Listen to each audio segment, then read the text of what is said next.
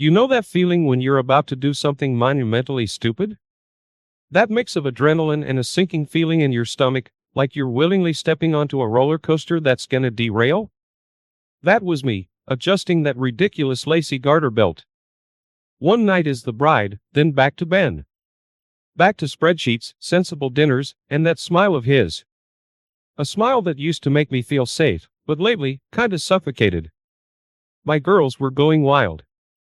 Tequila flowed, laughter echoed, the perfect bachelorette blur, right? Only, I wasn't feeling it. Not truly. More like I was performing, carefree Emily, instead of actually being her. Maybe that's why my gaze snagged on him across that crowded, sweaty bar. Eyes like a shot of dark liquor, nothing like Ben's gentle brown. Cliché as hell, but damn, those eyes cut through the bachelorette haze. His name was Alex, and let's cut the crap, the dude was smooth. Each drink he bought me, each whisper of, "A woman like you deserves more," chicked away at my resolve. He wasn't just flirting, he was flirting with the part of me that felt buried. Not just Ben's future wife, but Emily. Stupid, reckless, and maybe a bit desperate for something to make me feel truly alive again. The rest of the night is a jumble. More drinks, friends' faces fading in and out, his hand on mine under the table, a spark that traveled way further than it should have. Some part of me screamed this was wrong, another part screamed louder, wanting excitement, danger, anything other than the predictable path laid out before me. Cab ride was a blur, that stupid garter belt around my thigh feeling more like a noose. My apartment, the key turning. It felt less like a choice and more like a landslide. Yet, I let myself fall. Alex wasn't just cute, that's the thing. He had this intensity to him, the way his eyes seemed to cut through all the layers I'd built over the years. With Ben, I always felt known, but also a bit predictable to him. Alex, meanwhile, made me feel like a book he couldn't wait to crack open, a puzzle he was determined to solve.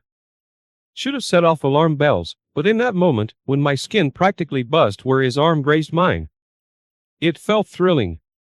My friends were lost in their own world. Giggles, shots, the usual bachelorette chaos swirled around us like background noise. Usually, I'd be right there with them, matching their energy, being the picture-perfect bride-to-be. That night, though, they felt like distant figures in a movie I was watching. Alex's words, his touch, they held me captive. With Ben, everything was comfortable. We had our routines, our inside jokes, a life carefully planned out. It should have been enough. But as Alex's hand brushed my knee, tracing lazy circles over my skin, a trayer's thought whispered through the haze of tequila and flashing lights. Maybe comfortable wasn't the same as electrifying. "You deserve better," Alex murmured into my ear. It was the cheesiest line in the book, but with a shot of whiskey coursing through my veins and those smoldering eyes holding mine, it felt dangerous. And damn tempting. Another drink appeared in front of me, Alex's fingers now squeezing my thigh gently. The touch itself was almost innocent. Yet, it ignited something long dormant in me, a craving for the kind of spark Ben never offered. Then was solid, a man who'd always be there, socks matching, dinner ready, that sweet kiss before bed. But was being someone's safe bet truly what I wanted? The thought terrified and thrilled me in equal measure. He didn't look at me like I was Ben's future wife, a walking checklist of adult success. Alex looked at me like I was Emily, a woman aching for a fire I didn't even realize had dwindled to embers. His gaze felt like a dare, his touch an invitation to stoke the flames. Maybe this was all a recipe for disaster, a fleeting moment of madness fueled by bachelorette tequila and my own restlessness. But in that moment, as my rational side screamed to pull away, another part of me, a part I'd barely acknowledged in years, whispered, "Let's see what happens if I burn." His voice was quiet, yet it cut through the pulsating music in the haze in my head. Maybe it was the way his eyes held mine for a beat too long, the way his words sliced through my guilt. "Let's get out of here." It sounded less like a question, more like an escape route, a dare laid out before me. Suddenly, the sweaty club, the shrieking laughter of my girls, the flashing lights, it all felt suffocating. That comfy life I built with Ben, once a source of security, now closed in on me like a claustrophobic cage. All I could focus on was the heat radiating from Alex's body next to mine, the insistent thrum in my blood that echoed his words, a promise of reckless abandon. The cab was a cocoon of darkness, a moving bubble of reckless desire. Streetlights flashed past and melted away, like scenes from a fever dream. His hand on my thigh felt like a brand, and honestly, that scared the hell out of me. Yet, as my traitorous fingers trailed along his knuckles, tracing the veins on the back of his hand, it felt perversely liberating too, like I was throwing a lit match on all I knew and watching it burn. We were strangers, in the truest sense of the word, Alex and I. Two people connected by nothing more than a few loaded glances, tequila bravado, and a shared desperation to ditch responsibility for a few fleeting hours. Yet this intimacy wasn't like Ben's. This wasn't a gentle hand on my back, the soft comfort of a shared pillow. This was raw, unpredictable, a thrilling kind of danger that makes you feel both reckless and fiercely, terrifyingly alive. My apartment door, a beacon of safety and routine, now felt like a precipice, the edge of a cliff. The key in the lock trembled slightly, echoing the tremor in my own hands. Alex's eyes found mine in the dim hallway, questioning, hungry. This wasn't just a kiss, a fumble in the back of a taxi. This was me choosing to dismantle my entire life, piece by painstaking piece. It was a choice I knew would have devastating consequences. Hesitation nodded me for a fraction of a second, a tiny voice whispering, "You'll regret this, you'll lose everything." Then, with a sickening twist of the key, I stepped over the threshold. It was both a liberation and a death sentence, a choice I couldn't take back. Because as I closed the door, as Alex's hand slipped under my shirt, the realization crashed down on me. Everything I'd known, everything I held dear had just detonated. This wasn't a fling, it was an earthquake, leaving only rubble where my predictable life once stood. Waking up was a brutal slap across the face, sunlight knifed through my heavy lids, each ray a stark reminder of the wreckage I created in the dark. Alex was already gone, a silent ghost slipping out of my life as easily as he entered it. Beside my rumpled sheets lay only a faint smell of his cologne, the crushing weight of my betrayal, and a gnawing question. If this grand passion was fleeting, what the hell had I done? A surge of panic clawed at my chest, but it was mixed with an even more unsettling sensation. Relief? A sliver of twisted satisfaction amidst the shame, like I'd finally broken free of a suffocating weight. It made me hate myself a little more, realizing that maybe a part of me had been craving an escape from the predictable, from the settled future laid out before me. My phone buzzed. It was Ben, his smiling face, beaming next to a, "Good morning, beautiful. Can't wait to make you my wife." Text felt like a cruel joke. Nausea twisted in my gut, each word like a punch to the stomach. His picture was sweet, familiar, the epitome of everything I should have wanted. But now, each pixel felt like a stranger's face, highlighting the chasm I'd created. Every ring, every cheerful vibration, became a countdown to an explosion I knew was inevitable. The life I'd carefully pieced together with Ben was about to splinter apart, all because of a night fueled by tequila and a desperate, selfish need for something more. Yet, as shame battled with a strange sense of defiant freedom, those unanswered texts were also a lifeline I couldn't bring myself to grasp. With each tap of the screen, I could have stopped the avalanche. One quick confession, a tearful apology, and maybe this could have been dismissed as a drunken mistake. The ring on my finger, a beautiful, sparkling thing that once gleamed with promise, now felt like a shackle. A stark reminder of everything I'd thrown away, and a sickening realization it wasn't even for some grand love for another man. The truth tasted bitter in my mouth. I traded commitment, stability, and the love of a good man for a fleeting hit of excitement, an escape from boredom. Maybe that's what hurt the most, knowing it wasn't even a worthy sacrifice. I'd upended my world not for a burning passion, but for a pathetic desire to shake things up. The shower ran cold long before the feeling of being tainted faded. It was a useless exercise, the sting of frigid water nowhere near as harsh as my own self-loathing. Alex's touch lingered like a brand on my skin, a phantom sensation seared into my consciousness. It made crawling back into bed, hiding beneath the covers seem like the only logical option. Yet, the darkness offered no escape, only magnified the relentless buzzing of my phone. My once vibrant group chat with the girls was now a bombardment of panicked questions. "Emily, where the hell are you? Girl, this isn't funny. Ben is freaking out." Each text was laced with a growing mixture of worry and anger, and rightfully so. Lying felt infinitely easier than admitting I'd blown up my life in spectacular fashion, but those unanswered messages were an ugly reflection of the person I'd become. Even worse were Ben's messages. His initial confusion turned to rising panic, each unanswered voicemail twisting a knife deeper into my already shredded heart. It went beyond just ghosting him, it was a profound violation of his trust. The man who believed in me unconditionally, the one I'd promised to always be honest with. I was now actively deceiving him, every tick of the clock digging a deeper hole of dishonesty. With each passing hour, the chasm I'd created widened. The Emily he knew, the dependable and loving one, ceased to exist. I was a stranger now, both to him and myself. The shame was suffocating, a thick fog suffocating any remnants of my old life. The urge to disappear entirely, to curl up in a ball and wait for this nightmare to end was almost overwhelming. Yet, a twisted part of me clung to the silence. Each time my finger hovered over the call button, a fresh wave of terror washed over me. I couldn't face him, couldn't bear witness to Ben's world crumbling, all because of my selfishness. So, I remained trapped in a limbo of my own making. Every ring of my phone, every tentative knock on the door, filled me with dread and a sickening hope. If he discovered the truth, if the storm broke, maybe I wouldn't have to be the one to detonate it all. It was the logic of a broken person, the desperate wish to be punished, absolved through force rather than through facing my own terrible actions. I wasn't prepared for the knock. I figured it'd be a hurricane of calls, relentless texting, maybe a public breakdown at my office, dragging me out of the life we'd built in a blaze of humiliation. I never considered he'd show up at my door, the quiet sanctuary now transformed into a torture chamber of my own making. But with each desperate pound against the wood, I knew delaying the inevitable was over.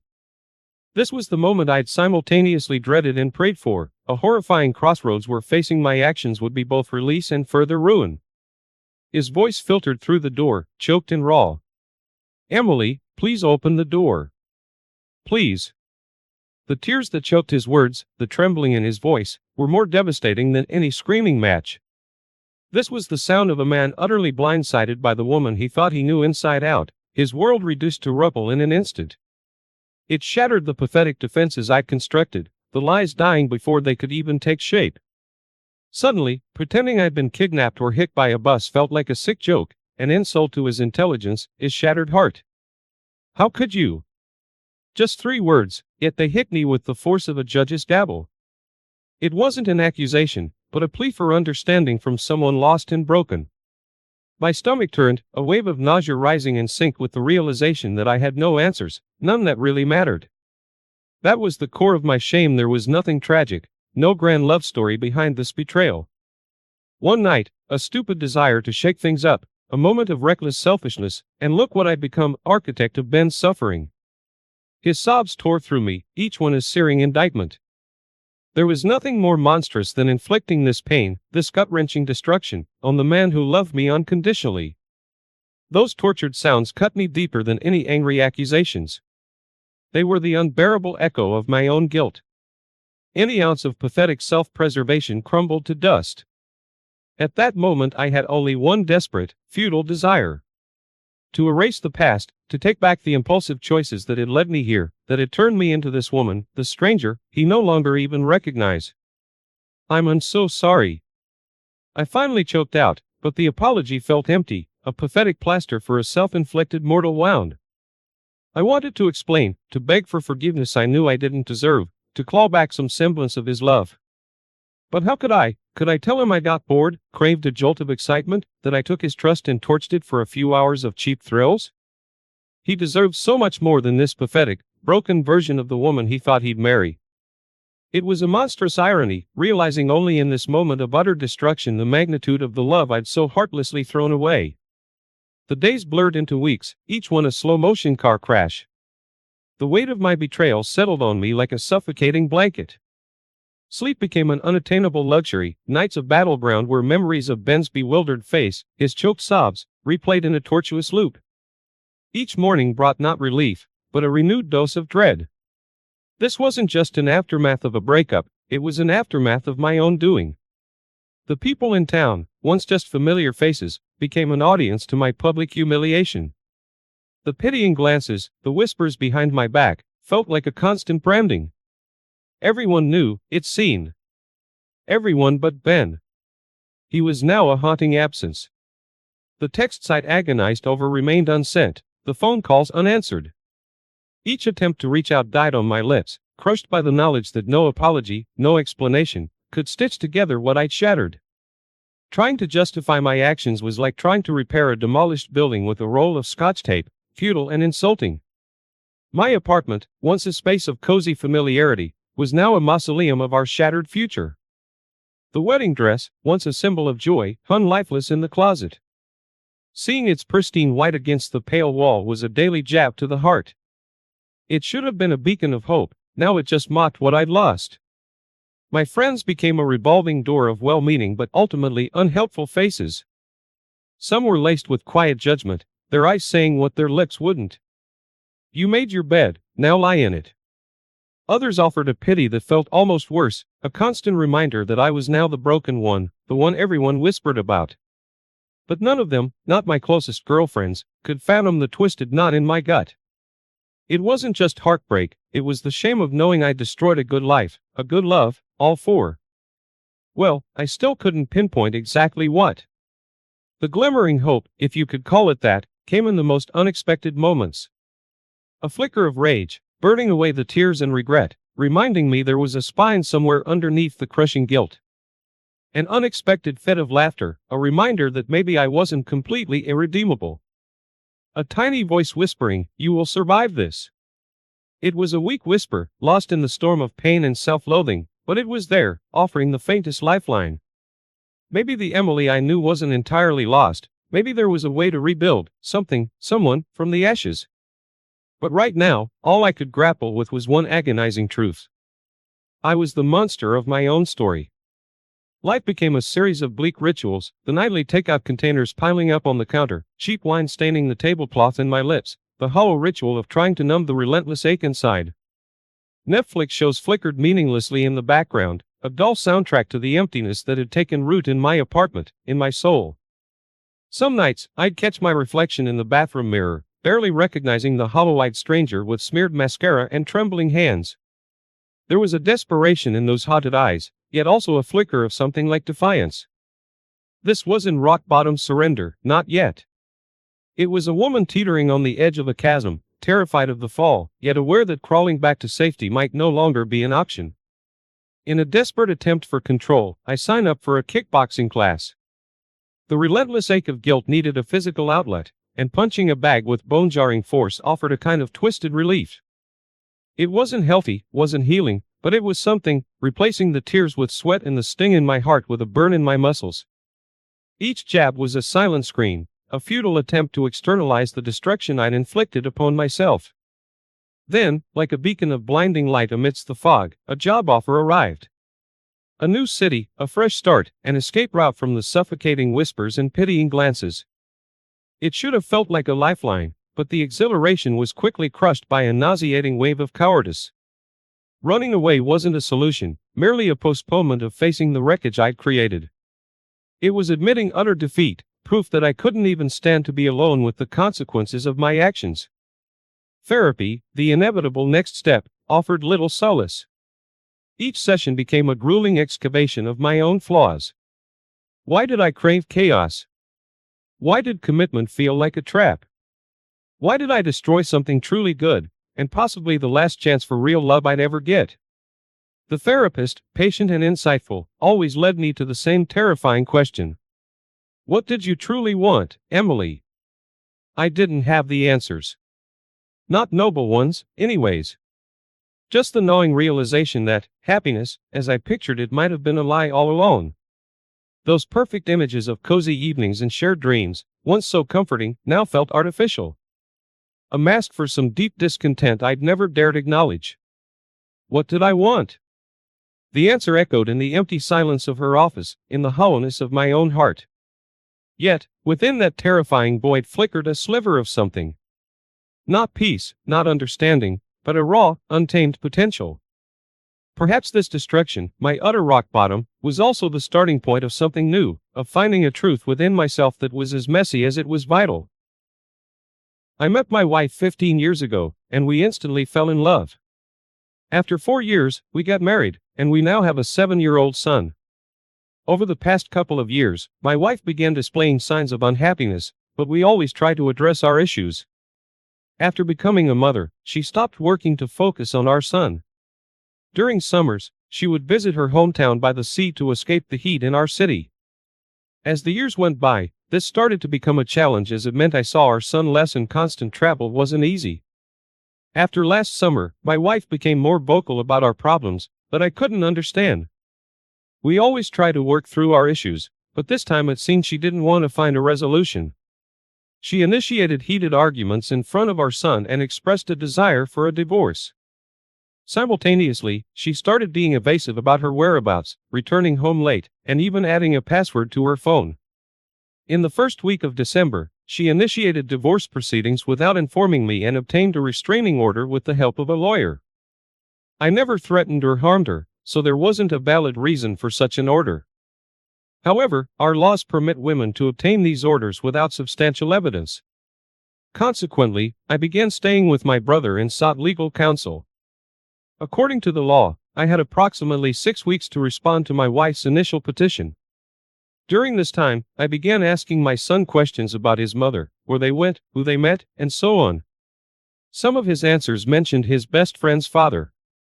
However, I didn't attach much significance to it, as his wife was essentially my wife's best friend, and the restaurant they frequented was a place we often visited together. The man was familiar with the restaurant, the owner, and the staff, so I dismissed it as a coincidence. Similar coincidences had occurred in the past. Additionally, this man, along with his wife and their son, had been to our house. We had gone on vacations together, and he knew me quite well. We even went out for drinks, just the two of us, on several occasions. Therefore, I didn't find it suspicious. After she initiated divorce proceedings, I began searching for ways to find out what she was up to. She stopped informing me about her whereabouts and activities. On a couple of occasions, I went to our street, only to find the lights off. My son's tablet was linked to my account, and I could see its location. However, it was usually at home, offline, or at a few places I recognized. It didn't have a SIM card. That one evening, it displayed an unfamiliar location. The neighborhood primarily had bars and restaurants. I went there directly and observed from outside, and I saw them. My wife, my son, and the father of my son's best friend. I didn't go inside, but I promptly called my brother. He advised me to remain calm, take photos, and observe from a distance. And that's exactly what I did. Before this incident, I had asked my wife to have lunch with me to discuss matters. I hoped we could resolve or gain a better understanding of the issues during this lunch. I decided to stick to the plan regardless. So we met, had lunch, and she was rather firm. She didn't want to reconcile. As we were leaving, she went to the restroom and left her bag with me. I checked her phone, and the man's name was saved as his name, Cherry Blossom. I was certain. Realizing what was happening, I began seeking more evidence, and I found it. He had once picked up my wife and my son in a taxi from our home. They had even gone to at least one hotel together, along with my son. I shared this information with my lawyers. They conducted their own investigation and confirmed the affair. About 3 weeks later, my lawyer contacted her lawyer to inform them that we had learned about the affair. Prior to this, my wife insulted me and my family daily. She would ask me to spend time with our son, and she wanted to be with her lover. Her demands in the divorce petition were extensive. She wanted me to cover rent, utilities, gas for her car, all expenses for our son, and a substantial amount of alimony, approximately twice the minimum wage, in addition to all this. After that call, she stopped communicating with me for a few days. I suppose she was embarrassed to talk to me.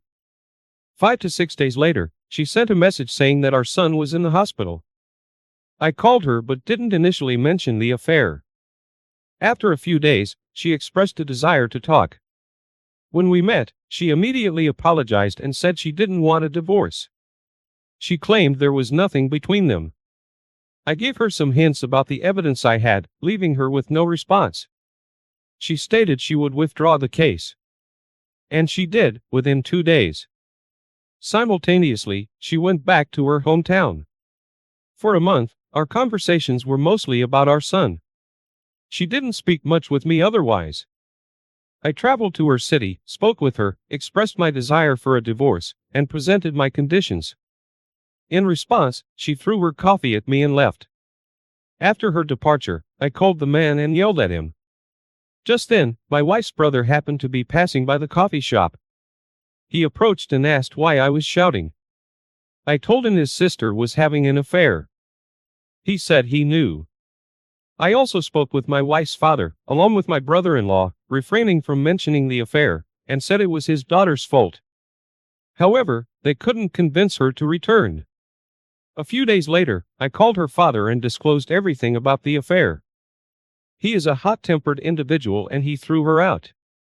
So she returned home with her mother. Although the restraining order had expired, I still stayed at my brother's.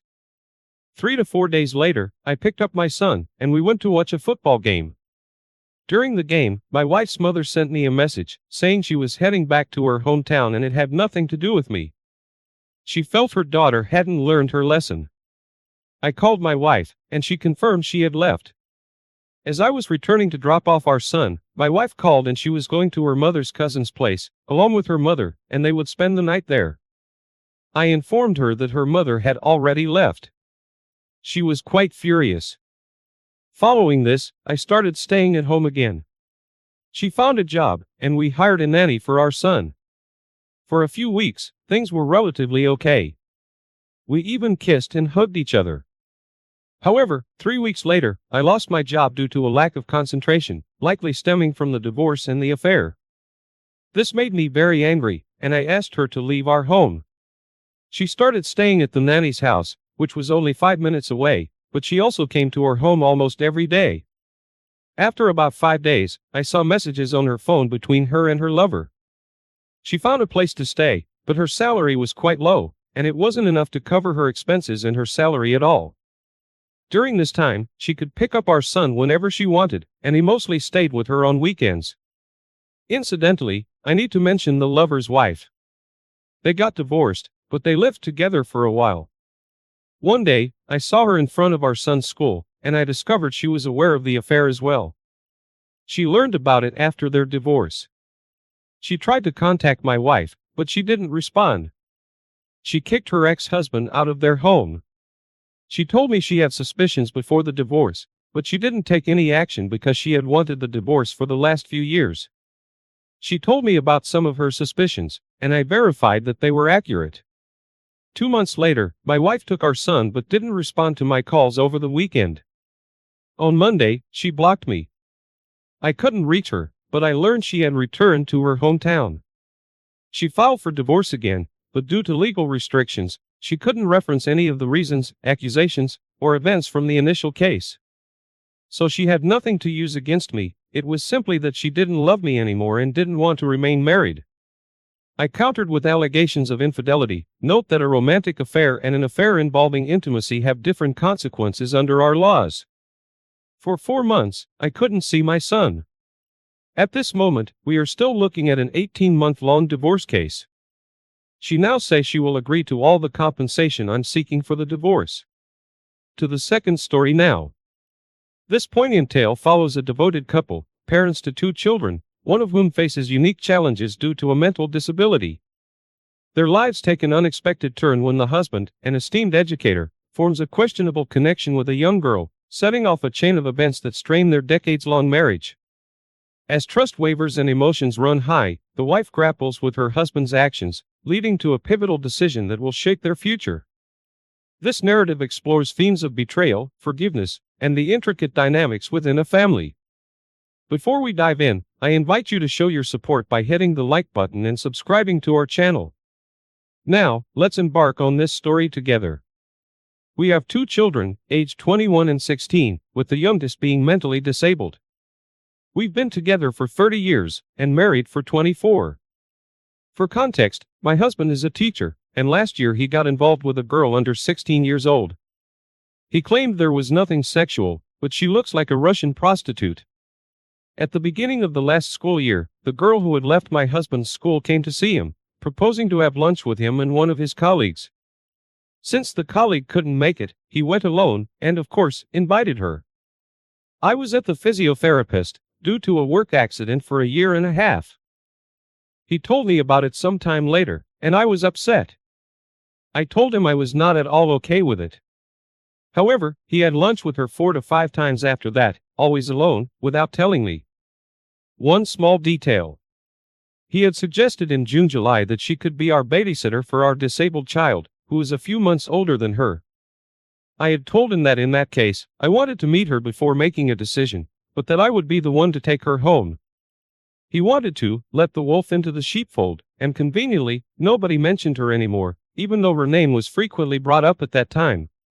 But oh well. So, after their solo lunch dates, he wanted to take her flying, because he is a pilot. I firmly forbade him, telling him that he didn't have the parents' consent, and if anything happened to them, he would be in big trouble. He responded that if they crashed in the plane, he wouldn't have a problem because he would be dead. However, I told him that I and his children would pay for it for the rest of our lives. But, as always, he listened to me and waited until I was forced to go to Paris to find an apartment for our first child, to entrust our disabled child to friends, so he could go flying with his Russian girl. And of course, he went alone. In October 2016, he told me he didn't love me anymore and wanted a divorce. I went through 15 horrible days, begging him not to.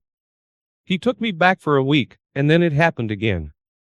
Then, one Friday evening, he came home yelling at me, saying that since I didn't want a divorce and he didn't want to be responsible, we wouldn't divorce anymore. So I asked him why this changed, and that's just how it was. On Tuesday at noon, we had our disabled child's Christmas meal at the center.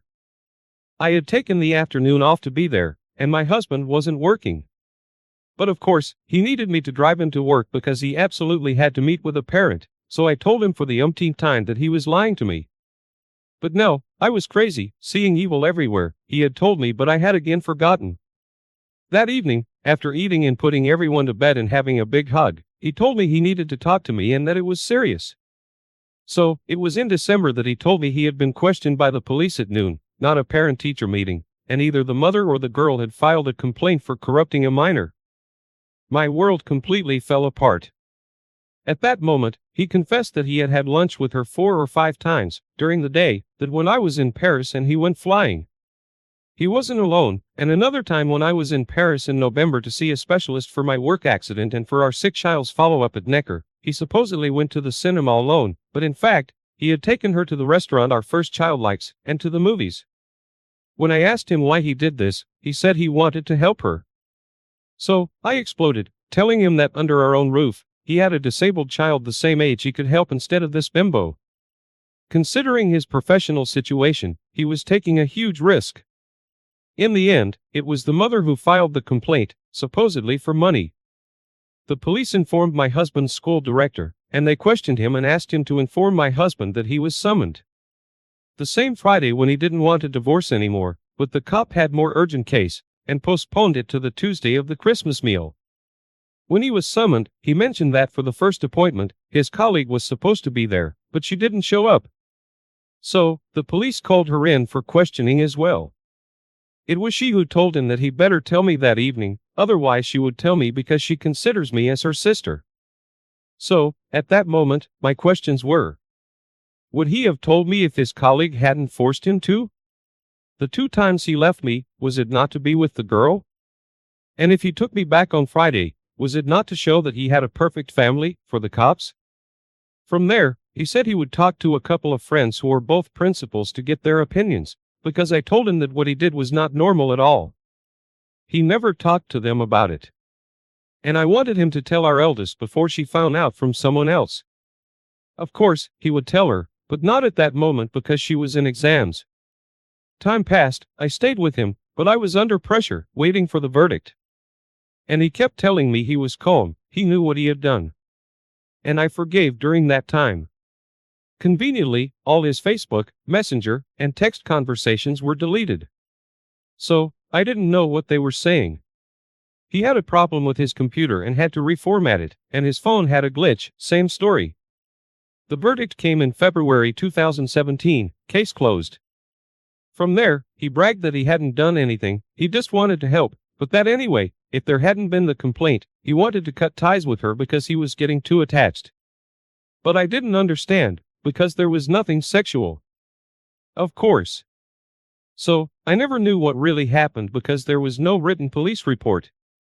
My friend who was his colleague didn't have one either. I know from her that the girl accused him of kissing her, grabbing her by the hips, and caressing her thigh. He denies everything. Result: when we talked to our eldest, she got angry with her father, telling him she had warned him to stop his nonsense because being 400 miles away from us, she had heard about the girl and looked at her Facebook account and saw a photo taken from the plane where she recognized her father's hands. So, I exploded again because despite my warnings, I was crazy, seeing evil everywhere, and despite her own daughter's warnings, he continued anyway. A little reminder of the law. Given his status, he risked being expelled from the education system, fined €150,000, and sentenced to 7 years in prison. But no, Mr. had a clear conscience, he knew what he had done. You're not going to make me believe that you would risk all that just to help someone? And me, like an idiot, I forgave everything. I was recovering slowly from depression. In July, we went on vacation for 15 days. He didn't do anything with us, we were like roommates. Well, for me, it was an opportunity for us to reconnect. So, I wrote him a letter explaining that I wanted us to rediscover each other. When I returned, I didn't get a response to my letter, and he didn't want to talk about it. So, a week later, I initiated the discussion to ask him what had shocked him in my letter. The only response I got was that he didn't love me anymore, he couldn't stand my nasty character, and the spark was gone. So, I told him that after 30 years and all we had been through, it was normal, but it was up to us to rekindle that flame. The next day, when I came home from work, he asked me if it was me or him who was leaving because he needed to think. Since he was on vacation and our disabled child too, it was simpler not to uproot her from her home, so I left. The first night, I slept in my car, and the following nights at my friend's place, his colleague, but he never wanted me to come back since August. I only saw my disabled child on Wednesday afternoons and from Friday to Saturday when he let me have the house twice, and once for a week at my friend's because she wasn't there. And for the past month and a half, I've had an apartment, so I have her every other week. Despite his request for separation, he hasn't taken any steps. I'm the one who contacted a lawyer, had the house appraised, which we haven't finished paying for, and we signed a sales agreement yesterday. I requested a fast-track divorce by mutual consent, but I'm not sure if I did the right thing, considering all he put me through, and still continues to do. I learned that during our 15-day truce that he asked for, 3 weeks after he ejected me from his life, he registered on a dating site. Apparently, for the past 20 years, he should have already divorced because I was tyrannical, and when our eldest was 6 years old, allegedly smashed her head on the floor, which is why she doesn't want to talk to me now. However, she told me that I could forget about her because of my shitty behavior. She doesn't understand that I was angry and stressed for all those months when my husband lied to me and called me crazy, even though I knew something was going on. On the other hand, she doesn't want to see the harm her father did with this minor compared to me. And tonight, from his own mouth, I learned that from the sale of the house, he's going to invest in buying an apartment. So, I told him I don't know how he's going to be able to do that because at best, we would each have $50,000, and he said logically, he would get the whole amount because he bought the land with his parents' estate, so as the law states, the owner of the land owns what's above and below it. It all depends on the notary's decision during the divorce, by mutual consent. My husband was a big spender, and we had a joint account, of course. He wasn't at home often, 3 times a week at sports, weekends too, for over 25 years. In the last 4 years, he had eased up on sports, but had taken on 2 other activities that practically forced me to lock myself in my room most Friday nights so he could be with his buddies. Remember, if you enjoyed today's episode, don't hesitate to share it with your friends, family, and fellow adventurers in the YouTuberverse. As always, your comments and feedback